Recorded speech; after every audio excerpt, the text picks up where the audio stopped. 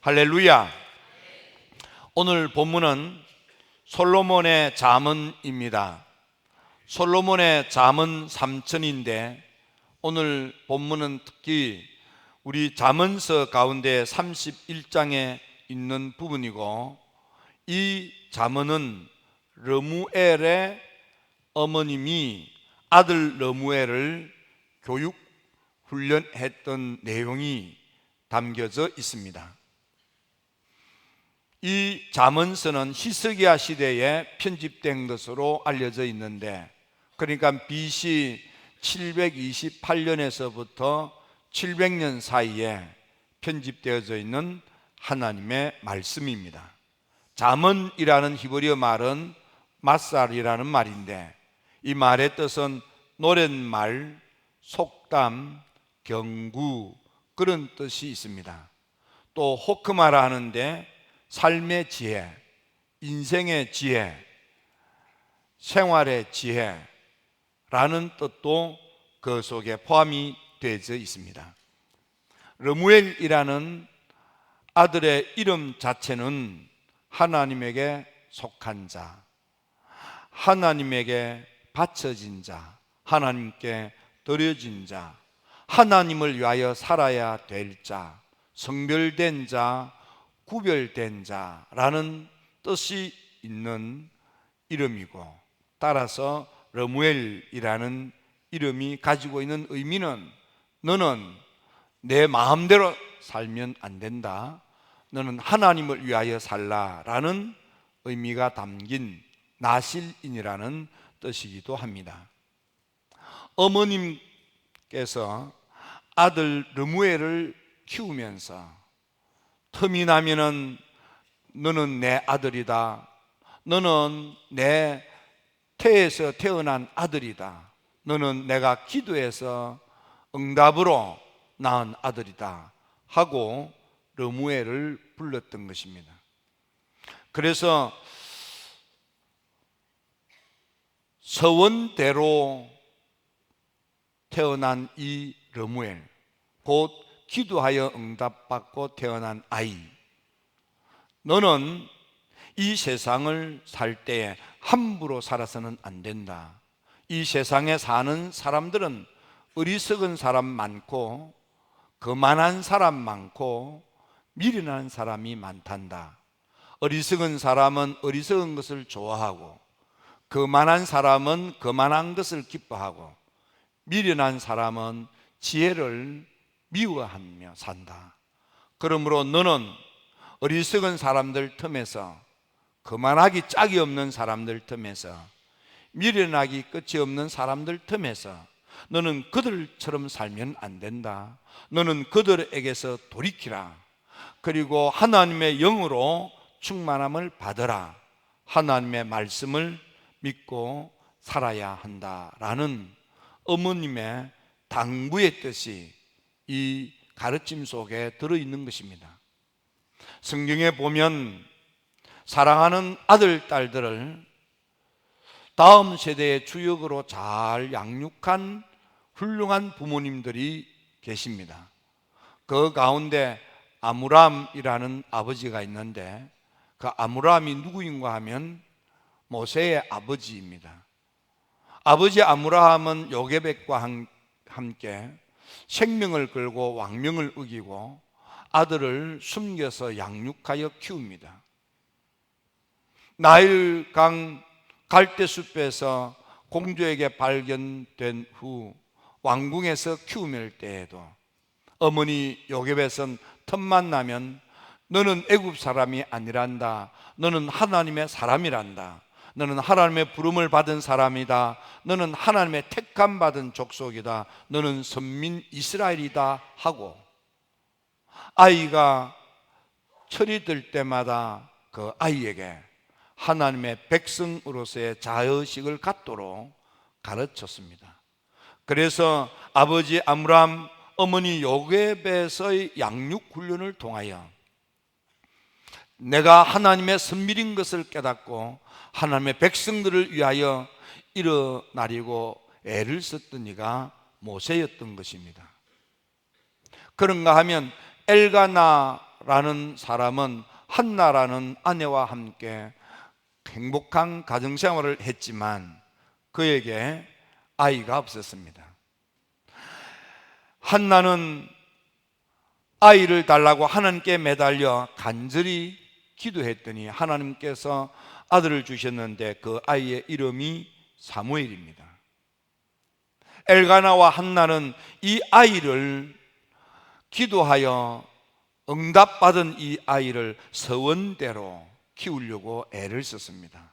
그래서 사무엘을 키울 때에 젖을 떼고 난 뒤에 집에서 키우지 않고 너는 믿음으로 크라고, 말씀 듣고 크라고, 너는 신앙 교육 훈련을 철저히 받으라고, 젖먹이 어린 아이가 젖뛰기가 무섭게 하나님의 성전에 머물러서 거기서 양육받고 거기서 교육받고 거기서 성장하게 만들었습니다. 특히 그들의 부모는 이 사무엘을 일생을 하나님께 드려지고 바쳐진 나실인으로 하나님을 위하여 하나님의 속한 자 되어 하나님의 백성들을 위하여 수고하고 헌신하는 인물이 되도록 그렇게 사무엘을 키웠던 것입니다. 그는 하나님 앞에 약속하기를 이 아이의 머리에 삭도를 대지 않기로도 서원합니다. 그래서 사무엘을 하나님께 드린 후에 숫소 3마리, 밀 1에바, 포도주 1가죽부대 에봇을 지어서 해마다 성전에서 교육받고 양육받고 훈련받고 성장해가는 아들 사무엘을 그렇게 뒷바라지하였더니 위대한 인물 사무엘로 성장하게 된 것입니다. 사사기 13장에는 보면 마노아라는 사람의 집에 하나님의 천사가 나타나서 아들을 주게 됩니다. 그때 너는 내가 주는 이 아들, 그 아들을 낳게 되면은 반드시 지켜야 될 것이 있는데 그것은 독주를 마시지 말며 특히 그 머리에 삭도를 대지 말고 부정한 것을 먹지 말도록 했습니다. 다시 말하면 아이를 잘 키우라 그 말씀이지요. 술 마시지 않도록 키워라, 부정한 것을 먹지 않도록 키워라, 머리에 삭도를 대지 않고 키워라. 그러면 이 아이를 잘 키우면 이 아이가 민족을 블레셋의 억압에서부터 해방시키는 위대한 인물이 될 거다. 그래서 마노아와 그의 아내는 삼손을 낳고 삼손을 그렇게 양육하고 키웠더니 힘있는 삼손으로 성장하게 되었습니다. 신약 성경에 보면 거기 외할머니 로이서, 어머니 유니께의 그런 교육 양육을 잘 받고 성장한 이가 있는데 그가 바로 디모데입니다. 이와 같이 성경에는 부모님의 똑부러진 신앙교육, 양육을 통해서 그래서 모세 같은 위대한 자녀, 사무엘과 같은 아들, 삼손 같은 인물, 디모데 같은 일꾼이 양육받고 세워지고 우뚝 서는 것을 볼 수 있습니다. 오늘 르무엘의 어머니는 르무엘을 가르칠 때 너는 술 조심해라, 너는 이성을 조심해라, 너는 이웃을 해하거나 무너뜨리려고 하지 말라, 공정한 행정과 재판을 하라. 무엇보다도 내 주변에 어려운 사람, 고독한 사람, 낭패당한 사람 있으면 그들을 살피고 도우면서 사는 사람이 되라 하고 가르치는 것입니다. 여러분들의 자녀들이 삶을 큰 사람 되어 살 수 있도록 믿음을 똑부러지게 가르치고 인생을 낭비하도록 술을 금하며 이성을 조심하고 다른 사람들에게 해코질 아니하고 바르게 생각하고 바른 마음을 먹고 바른 경제 활동을 하며 내 주변에 도움 없이는 인생이 넘어져서 낭패를 당한 불쌍한 이웃들을 구제하고 도우면서 사는 좋은 사람으로 여러분의 아들, 딸들을 잘 가르치는, 그래서 큰 축복을 받는 여러분들 되시기를 주님의 이름으로 축원합니다. 성경에 보면 이렇게 육신의 자녀들을 잘 키우고 그래서 다음 세대의 주역이 되게 했던 그런 축복의 귀한 인물 이야기도 있는가 하면, 육신의 자녀는 아니지만은 신앙의 자녀, 사역의 후진을 잘 키우고 자라서 위대한 인물이 된 이가 있습니다. 이를테면은 모세를 잘 받들어서 섬기며 그림자처럼 따랐던 여호수아, 성경 표현대로 보면 눈의 아들 여호수아는 스승 모세를 수종자가 되어 섬겼다 그랬습니다. 그리고 그는 회막을 떠나지 아니하며 스승 모세를 그림자처럼 수종들며 섬김으로, 그래서 모세를 통하여 하나님의 영으로 충만함을 받고 모세의 다음 세대의 지도자로 우뚝 서서 모세 사역의 완성, 곧 이스라엘 백성들을 가나안 땅으로 이끌어들이는 축복의 지도자로 서게 된 것입니다. 여호수아 그는 이를테면은 모세 목사님을 섬기느라고 집에도 가지 않고 교회에 머물면서 모세 목사님의 그림자처럼 받들어 섬겼다는 뜻입니다. 민수기 27장에서 모세를 통한 하나님의 영적 충만함이 임하기를 기도합니다. 신명기 34장에서 다시 모세가 두 손을 얹고 기도하자 모세에게 임했던 하나님의 영적 충만함이 여호수아에게 충만히 임하게 되고, 그래서 여호수아는 위대한 이스라엘 백성들을 적과 꾸리는 가나안 땅으로 이끄는 스승 모세 목사님의 사역을 마무리 짓는 위대한 다음 세대의 지도자로 우뚝 선 것을 보게 됩니다. 그런가 하면은 엘리사와 그의 스승 엘리야를 보게 됩니다. 엘리야를 수종들던 엘리사라고 했습니다. 열왕기상 19장에 보니까 엘리야를 따라서 수종을 든 사람이 있었는데 그가 엘리사라고 되어 있습니다.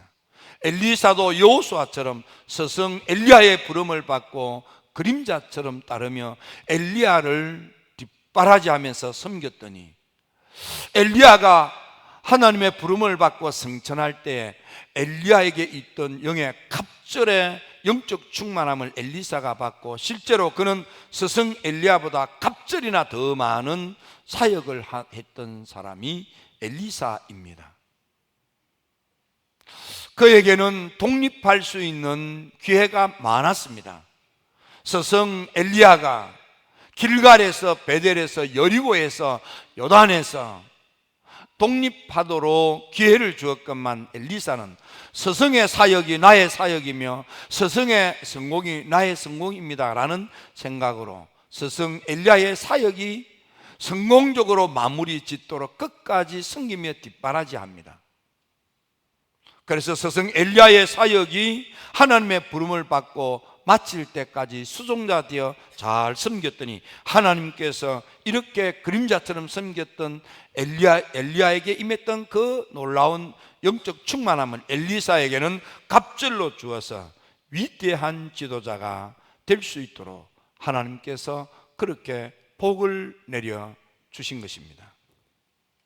여러분, 아브라함의 놀라운 축복이 이삭에게로, 이삭의 놀라운 축복이 야곱에게로, 야곱의 놀라운 축복이 요셉에게로 이어지는 다음 세대가 대를 잇는 족장들의 가문처럼 오늘 여러분들의 아들, 딸들이 여러분들을 통하여 큰 인물로 세워지고 또 여러분들의 아들, 딸들이 여호수아처럼 엘리야처럼 큰 인물로 우뚝 서서 역사의 흔적을 남기는 보배롭고 존귀하며 칭송과 칭찬이 자자한 큰 사람 되기를 주님의 이름으로 축원합니다.